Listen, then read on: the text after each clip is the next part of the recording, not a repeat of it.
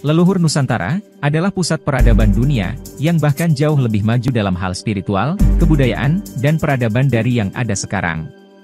Pembahasan kali ini, kita gabungkan menjadi satu, yaitu Lemuria, Atlantis, dan Sundaland, karena hampir semuanya berada di kawasan Asia Pasifik, hampir bersinggungan, dan saling berkaitan dengan Nusantara.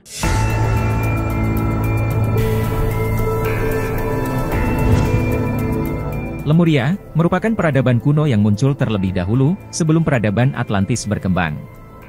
Para peneliti menempatkan era peradaban Lemuria di sekitar periode 75.000 sebelum Masehi sampai 11.000 sebelum Masehi.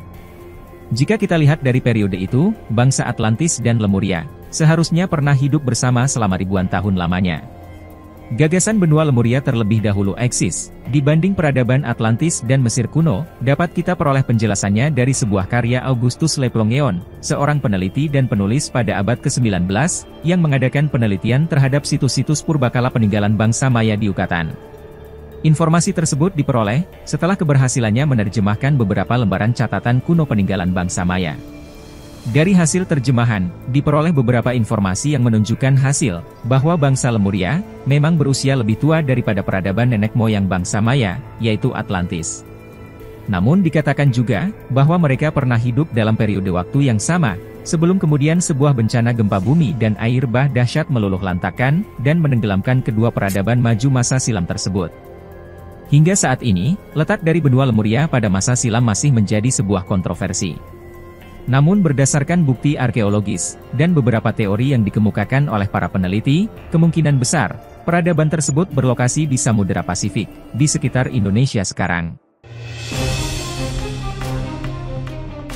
Banyak arkeolog mempercayai, bahwa Easter Island yang misterius itu, merupakan bagian dari benua Lemuria.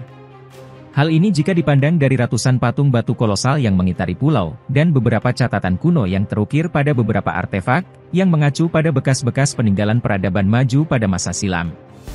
Mitologi turun-temurun para suku Maori dan Samoa, yang menetap di pulau-pulau di sekitar Samudera Pasifik juga menyebutkan, bahwa dahulu kala, pernah ada sebuah daratan besar-besar di Pasifik, yang hancur diterjang oleh gelombang pasang air laut dahsyat. Namun sebelumnya, bangsa mereka telah hancur terlebih dahulu akibat peperangan. Keadaan Lemuria sendiri, digambarkan sangat mirip dengan peradaban Atlantis, memiliki tanah yang subur, masyarakat yang makmur, dan penguasaan terhadap beberapa cabang ilmu pengetahuan yang mendalam. Faktor-faktor tersebut, tentunya menjadi sebuah landasan pokok bagi bangsa Lemuria untuk berkembang pesat, menjadi sebuah peradaban yang maju, dan memiliki banyak ilmuwan yang dapat menciptakan suatu terobosan baru, dalam ilmu pengetahuan dan teknologi mereka. Seperti banyak dikemukakan oleh beberapa pakar spiritual dan arkeologi, bahwa bangsa Lemurian dan Atlantean, menggunakan kristal secara intensif dalam kehidupan mereka. Edgar Cayce, seorang spiritualis Amerika melalui channelingnya, berkali-kali mengungkapkan hal yang sama. Kuil-kuil Lemuria dan Atlantis, menempatkan sebuah kristal generator raksasa, yang dikelilingi kristal-kristal lain, baik sebagai sumber tenaga, maupun guna berbagai penyembuhan. Banyak info mengenai Atlantis dan Lemuria, diperoleh dengan menchannel kristal-kristal Old Soul yang pernah digunakan pada kedua zaman ini. Beberapa monumen batu misterius yang berhasil ditemukan di bawah perairan Yonaguni, Jepang, memungkinkah monumen-monumen ini merupakan sisa-sisa dari peradaban Lemuria. Namun, berbeda dengan bangsa Atlantis yang lebih mengandalkan fisik, teknologi, dan gemar berperang, bangsa Lemuria justru dipercaya sebagai manusia-manusia dengan tingkat evolusi dan spiritual yang tinggi, sangat damai dan bermoral. Menurut Edgar Cayce, munculnya Atlantis sebagai suatu peradaban superpower pada saat itu, membuat mereka sangat ingin menaklukkan bangsa-bangsa di dunia, di antaranya Yunani dan Lemuria, yang dipandang oleh para Atlantean sebagai peradaban yang kuat. Berbekal peralatan perang yang canggih serta strategi perang yang baik, invasi Atlantis ke Lemuria berjalan seperti yang diharapkan. Sifat dari Lemurian yang menjunjung tinggi konsep perdamaian, mereka tidak dibekali dengan teknologi perang secanggih bangsa Atlantean, sehingga dalam sekejap, Lemuria pun jatuh ke tangan Atlantis. Para Lemurian yang berada dalam kondisi terdesak, akhirnya banyak meninggalkan bumi untuk mencari tempat tinggal baru di planet lain, yang memiliki karakteristik mirip bumi.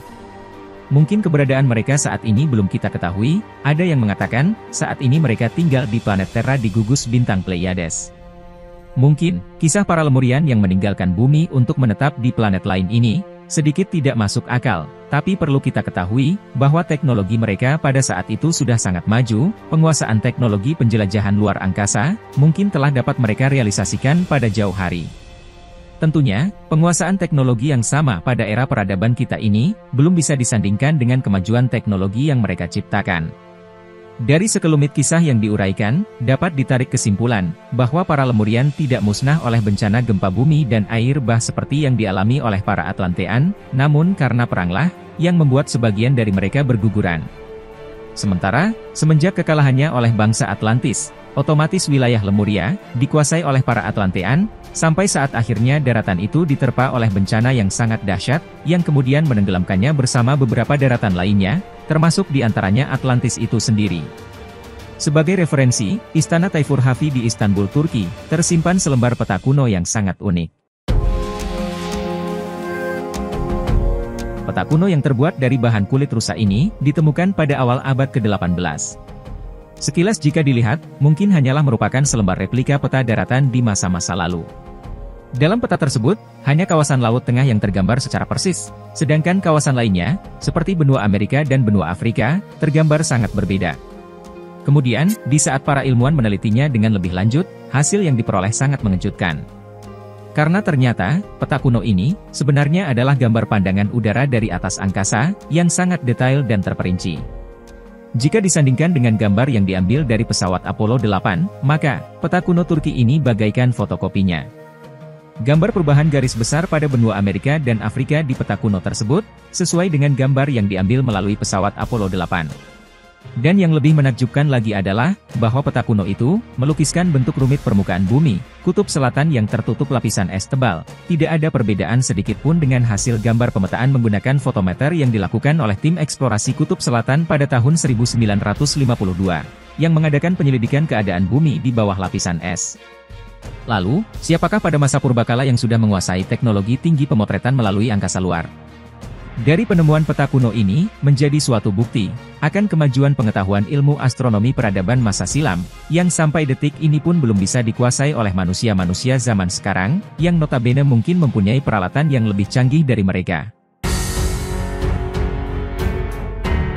Studi lebih lanjut mengatakan, mungkin mereka telah dapat menciptakan suatu terobosan teknologi yang luar biasa pada masa itu, seperti telah melakukan penjelajahan luar angkasa dan pendaratan di planet lain. Apalagi, hal tersebut didukung oleh beberapa penemuan artefak-artefak kuno, yang menggambarkan beberapa gambaran imajinasi astronot-astronot pada masa silam. Lalu, mungkinkah nenek moyang kita sudah ada yang bermigrasi dan menetap di planet-planet lain, yang memiliki karakteristik mirip dengan bumi yang pada saat mungkin belum dapat ditemukan keberadaannya oleh para astronom kita? Jikalau benar demikian, apakah ada benarnya juga kisah mengenai bangsa Lemuria yang dikisahkan sebagian penduduknya banyak yang bermigrasi keluar dari bumi untuk mencari tempat tinggal baru di planet lain, ketika diambang kekalahannya dengan bangsa Atlantis pada dahulu kala? Peradaban dunia berawal dari Indonesia. Teori ahli genetika dan struktur DNA manusia dari Oxford University Inggris, Stephen Oppenheimer, seperti memutarbalikkan sejarah yang sudah ada. Lewat bukunya yang merupakan catatan perjalanan penelitian genetika populasi di dunia, ia mengungkapkan bahwa peradaban yang ada, sesungguhnya berasal dari timur, khususnya Asia Tenggara. Hal itu disampaikan Oppenheimer, dalam diskusi bedah bukunya berjudul Eden in the East di Gedung LIPI, Jalan Gatot Subroto, Jakarta Pusat, Kamis 28 Oktober 2010. Sejarah selama ini mencatat, bahwa induk peradaban manusia modern itu berasal dari Mesir, Mediterania, dan Mesopotamia. Tetapi menurut dia, nenek moyang dari induk peradaban manusia modern, berasal dari Tanah Melayu, yang sering disebut dengan Sundaland, atau Indonesia. Lulusan Fakultas Kedokteran Oxford University melalui bukunya, bisa mengubah paradigma yang ada selama ini, bahwa peradaban paling awal, katanya berasal dari daerah barat. Perjalanan yang dilakukannya, dimulai dengan komentar tanpa sengaja oleh seorang pria tua, di sebuah desa zaman batu di Papua Nugini. Dari situ, dia mendapati kisah pengusiran petani dan pelaut di pantai Asia Tenggara, yang diikuti serangkaian banjir pasca sungai es, hingga mengarah pada perkembangan budaya di seluruh Eurasia. Oppenheimer meyakini temuan-temuannya itu, dan menyimpulkan bahwa benih dari budaya maju ada di Indonesia. Buku ini juga mengubah secara radikal pandangan tentang prasejarah. Pada akhir zaman es, banjir besar yang diceritakan dalam kitab suci berbagai agama, benar-benar terjadi, dan menenggelamkan paparan benua Asia Tenggara untuk selamanya. Ini adalah hasil kerjanya yang didasarkan pada DNA mitokondria, bukti kromosom Y, arkeologi, klimatologi, dan studi fosil, dan melacak rute serta waktu migrasi manusia keluar dari Afrika, dan ke seluruh dunia. Hal itu, yang menyebabkan penyebaran populasi, dan tumbuh suburnya berbagai budaya Neolitikum di Cina, India, Mesopotamia, Mesir, dan Mediterania Timur. Akar permasalahan dari pemekaran besar peradaban di wilayah subur di timur dekat kuno, berada di garis-garis pantai Asia Tenggara yang terbenam.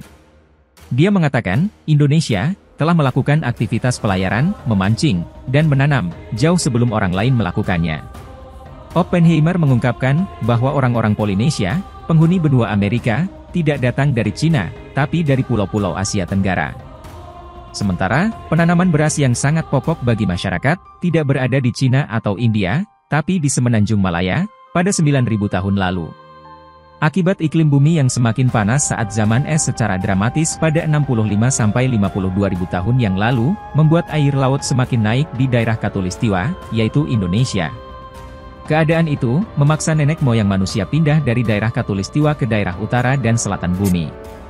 Buku Eden in the East juga mengungkapkan, bahwa berbagai suku di Indonesia Timur, adalah pemegang kunci siklus-siklus bagi agama-agama barat yang tertua. Buku ini membalikkan sejumlah fakta-fakta yang selama ini diketahui, dan dipercaya masyarakat dunia, tentang sejarah peradaban manusia.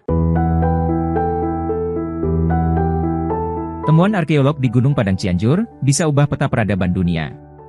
Hasil ekskavasi di Gunung Padang Cianjur, Jawa Barat menemukan, ternyata ada struktur menarik di situs megalitikum itu. Di lapisan bawah tanah, di kedalaman 4,5 meter, ditemukan teknologi unik. Di antara struktur tersebut, ditemukan pecahan logam besi sepanjang 10 cm. Selain itu, di antara batu-batu terdapat lapisan semen purba, yang berfungsi sebagai perekat. Jadi, pembangunan itu diduga dilakukan oleh beberapa generasi. Karena setelah teknik dengan semen dan pecahan logam besi, pembangunan setelahnya hanya batu yang ditumpuk. Hal itu bisa dilihat dari hasil dating karbon yang dilakukan. Hasil laboratorium beta analitik radiokarbon dating di Miami, Amerika Serikat, yang diakui secara internasional, berhasil menentukan umur atau usia absolut situs ini. Pada kedalaman 0,5 meter situs ini, berusia 500 sebelum Masehi. Pada kedalaman 3 meter, situs ini berusia 4.700 sebelum Masehi.